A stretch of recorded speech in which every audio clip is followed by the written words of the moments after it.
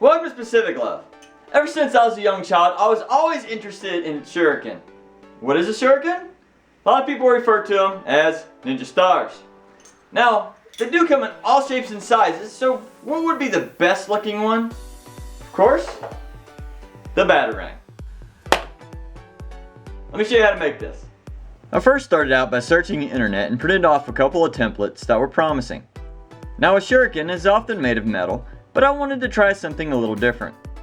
I had a bunch of leftover pieces of PVC pipe from previous projects, so I grabbed one of the 3-inch pieces and proceeded to cut it in half long ways. I then took the cut pipe outside and laid it on a piece of wood to prevent scratching. Using a heat gun, I carefully heated the pipe for bending.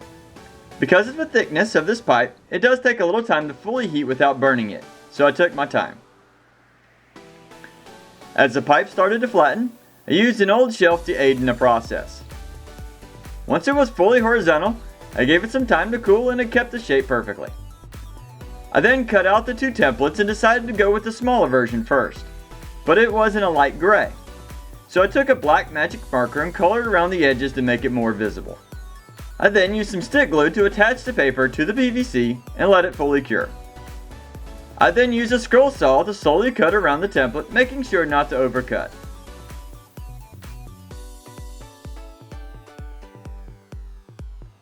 Next, I used a bench sander to clean up some of the rough surface, but I needed a small file to reach some of the tight places.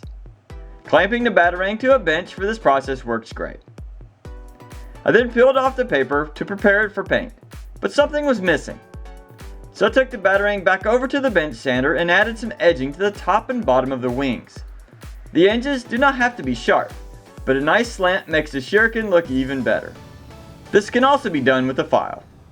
I then pushed the edge of a wing into a cardboard box and gave it a quick spray of flat black.